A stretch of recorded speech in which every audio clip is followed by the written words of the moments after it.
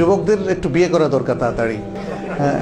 রাসূল সাল্লাল্লাহু আলাইহি ওয়াসাল্লাম বলছেন, ইয়া মা'শারাশ শাবাব মান ইসতাতা'a মিনকুমুল বাআতা ফালিয়াতাযাওয়াজ। এটা দিয়ে শুরু করলাম কারণ আসলে দেখেন, যুবকদের সঠিক সময় বিয়ে না করার কারণেই কিন্তু তাদের আখলাকি অধপতন দেখা দিচ্ছে।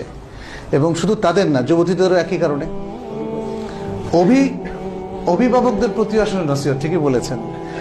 অলরেডি শুধু এখানে না, আমাকে অনেক যুবক কানে কানেও বলেছে, স্লিপ দিয়ে বলেছে, বলছে আমার বাবা মা আমার বিয়েতে রাজি হচ্ছে না, এখন কি করি, আমার বিয়ে করা দরকার, এটা কেমনে বলি।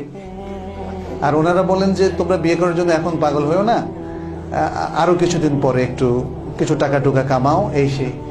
একজন MBA পাশ করে ফেলছে এবং এক জায়গায় চাকরি নিছে, সেও আমাকে বলল যে আমি কি করব, আমার বাবাকে তো রাজি করাতে পারছি না। আর মা বলে যে তোর বাবা যেটা করে। তো এইটা কিন্তু একটু অনেক বাড়াবাড়ি হয়ে যাচ্ছে। অনেক সন্তান যদি বাবা কিছু এফোর্ড রাখেন, কেন আপনার সন্তানকে কিছু খরচ দিলে অসুবিধা কি, এটা না হয় সাদাকাই হবে। সন্তান বালেগ হয়ে যাওয়ার পরে বাবার উপরে কোনো অব্লিগেশন থাকে না, সেটা সত্য। কিন্তু আপনি তো আদর্শ বাবা হলে, আদর্শ সন্তান তো গড়ে তুলতে হলে আপনাকে কিছু তো হেল্প করতে হবে, সন্তানদের বিয়ের ব্যবস্থা করতে হবে। তা না হলে কিন্তু অনেক সমস্যা। এই যে ফেসবুকে কিছুদিন পরেই কারোর সাথে লিঙ্কড হয়ে যাওয়া, এটা অবশ্য পরিবেশের কারণে। কারণ পরিবেশে যে যেমন নাটক ফাটক এগুলো পরক্রিয়া শেখাচ্ছে। এখন যারা বিবাহিত তারাও আবার আরেকজনের সাথে লিঙ্কড হয়ে যায়, অনেক সময় দেখা যায়। তো এগুলো থেকে বেঁচে থাকতে হবে। যারা ইসলামকে ভালোবাসে, পরকীয়া তো নই, বিবাহ করার আগেও কাউকে পছন্দ করার কি প্রয়োজন? যখন বিবাহ করবেন সিরিয়াসলি করার ইচ্ছা হবে তখন।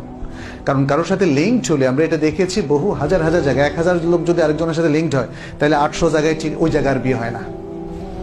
কি হয়? তাদের বিয়ে হয় অন্য জায়গায়, অলরেডি তার হার্টটা আরেক জায়গায়। তো এখানে কিন্তু মারাত্মক একটা জটিলতা তৈরি হয়। রাসূল সাল্লাল্লাহু আলাইহি সাল্লাম যুবকদেরকে বিয়ে করতে বলেছেন তাড়াতাড়ি, এই বিপদগুলো থেকে মুক্ত করার জন্য, যেন তারা শুরুতেই ফার্স্ট প্রায়োরিটিতে বিয়ে করে ফেলে এবং কারোর সাথে বিবাহ বহির্ভূত কোনো ধরনের রিলেশনে না জড়ায়।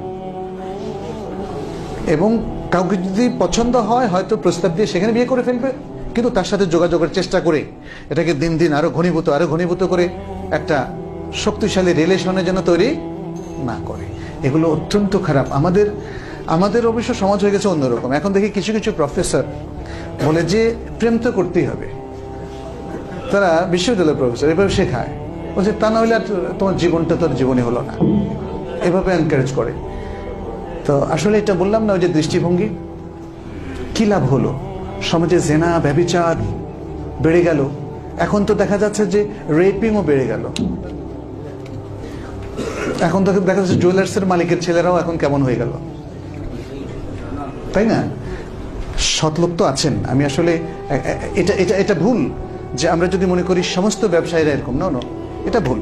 কিন্তু জাস্ট একটা কথার কথা, অবক্ষয়টা কোথায় গেল আপনারা তো পত্রিকা পড়লে বুঝতে পারছেন, তাই না? সুতরাং আমার মনে হয় আমাদের এতটা উদার হওয়া উচিত না।